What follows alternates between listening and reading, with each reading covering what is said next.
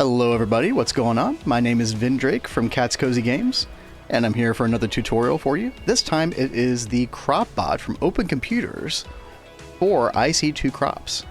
I have done these manually before without any kind of crop bot or any kind of automation. I do not recommend it unless you really enjoy it. So the alternative is to make a bot from OpenComputers and try to breed them this way. It's very hands-off once you get this thing running. I highly recommend it. And I will throw a link in the comments in the description on where you can find a wiki article on exactly how to do this step by step. But if you need more of a visual, then this video guide is for you. Would definitely recommend using this video in conjunction with that guide though. So without further ado, let's get straight into it. Alright, first thing that we're going to do, if you look at that article, it does tell you that you need a 6x6 working area, which is where all the crops are bred, and then it's going to translocate them over to this 9x9 crop area. And you do need these water sources and these, not an XP drain, but you just need something that goes over the water block that is an actual requirement. Otherwise, the bot will get confused. And you're going to have your target crop, the crop that you always want to breed in question, right here on this corner right here. And let's see, what we're going to do is we're going to actually dig out a couple of these blocks because we have a couple machines that we need to put here. Let's see, let me get rid of that stuff in my inventory. First thing we're going to do is, this is not 100% necessary, but the crop matron is actually a really nice way to get your crops hydrated and just keep them, it basically just speeds up the process. So we're going to do this whole setup like so. We're going to get a water reservoir, a pump, and then just a large wooden fluid pipe. And we're going to put all of that underneath here. Let's get that going. Bayleaf, what's going on? Good to see you. Ew. We're doing a little tutorial right now. Hope you're doing well. And we're going to put a pump right here. We're going to set this to import. And we're going to import out of the water reservoir. All right, and there's our water in there. And I did want to leave the space underneath the crop matron exposed because we do need to provide this thing with power as well. And we're going to just supply the power to this and one other item with a GT cable. Nothing too fancy. We'll go ahead and bring that up for our next machine. And then we do want to use a gas turbine. HV should be plenty. Your mileage may vary. Your mileage may vary. Yes, what's wrong with that? It's just funny to hear you say Are you that. making fun of me during my tutorial? How dare you? How dare you? How dare. Anyway, that is the cat from catscozygames, by the way. Hello, cat. Hello. We're also going to put a fluid export bus right here. And we're going to set that to benzene. Let's look up benzene. There we go. Perfect. So now we should be getting energy. Yep, perfect. And that's all we need to do for the crop matron. Let me get this out of my inventory. The next thing that we're going to do is we're going to set up a charger. This is very important for the setup. Because actually we do need the charger to be one above the ground. While the crop matron is recessed, the charger is going to be one up, like so. The charger also requires a lever in order to work. So it's off by default, but if we turn on with the redstone signal, like a lever, then you can see the green light just came on. We'll leave it off for now, but we will turn that on in a bit.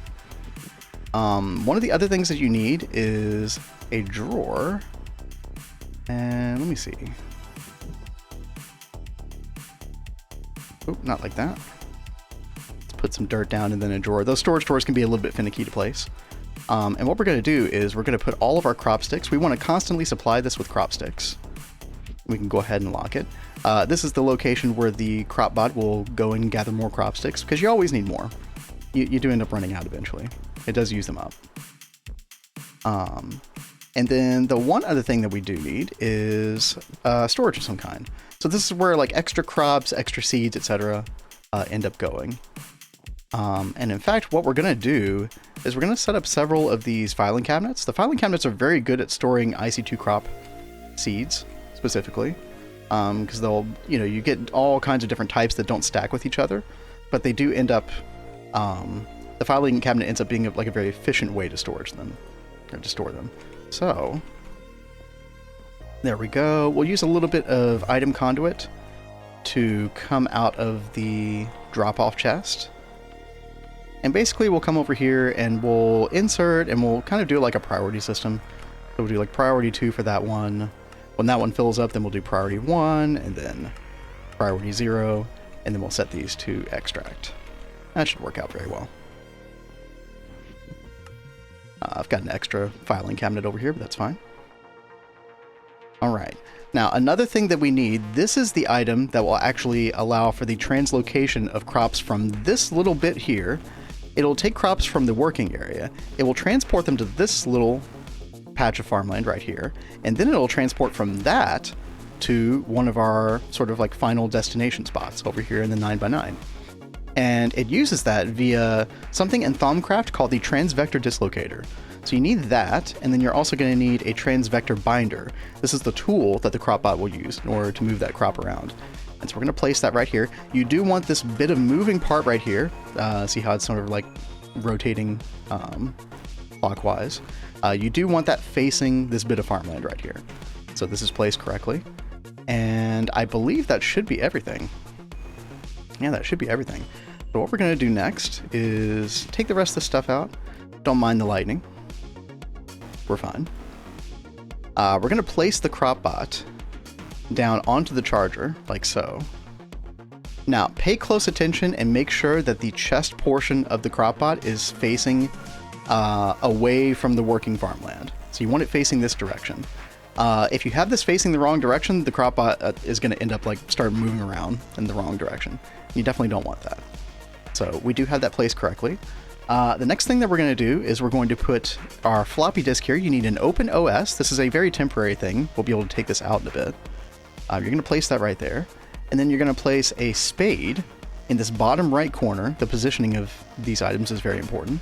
And then your transvector binder right there as well.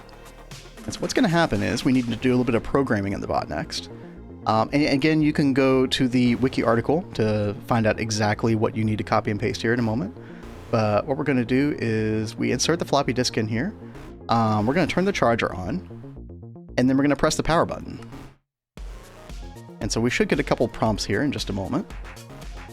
Has to go through a bit of Lua DOS-like stuff here, and then it's going to ask you run, install, and reboot. By the way, if you're enjoying the content and you want more GTNH, please like the video and subscribe. And also, come watch me and my wife Kat stream GTNH every Monday through Thursday at 1 p.m. Eastern. We're on a streaming channel called catscozygames, and we're on all the streaming sites, Twitch, YouTube, and Kick. Hope to see y'all there. And without further ado, back to the video. Aha, here we go. So installation complete, reboot now, capital Y, enter. And then you are good. And then we can actually take this OpenOS floppy out. I think you could leave it in and it would be okay, but you could take it out because we don't really need that ever again because we installed the operating system. So now we're good to go. Now the next thing we're going to do is we are going to, in the wiki article, there is a link, and what you're going to do is we need to grab that link so we get some like special code. That is the code for the crop bot system overall, and you're going to type in wget, all one word, and then to paste into this, it's a little bit unintuitive. You actually hit middle mouse button to paste the link that you need to put in here. All right, so there we go. And then we do $& space setup, and then this should go. And then there is a config in here that you can edit. It is totally not necessary though, but there are some things that you can change if you ever need to alter this program in any way. But now we have the transvector, binder, the spade, and we should be good to go now. I think that sometimes you do need to actually like turn it off and then turn it back on. Here we go. We will turn this on now. And if all goes according to plan, this should be ready to go. So in order to get the crop bot going, you have 3 different commands that you can do. You can do auto tier, auto stat, and auto spread. Or you can do auto stat and auto spread together. The auto tier is what we're going to do first. It's basically, it allows the production of new seeds that you don't have. And it'll do all kinds of breeding, crossbreeding, to get all those seeds. So usually when I make the crop bot, I will do auto tier first. And we're going to go ahead and actually do that. Auto tier, enter.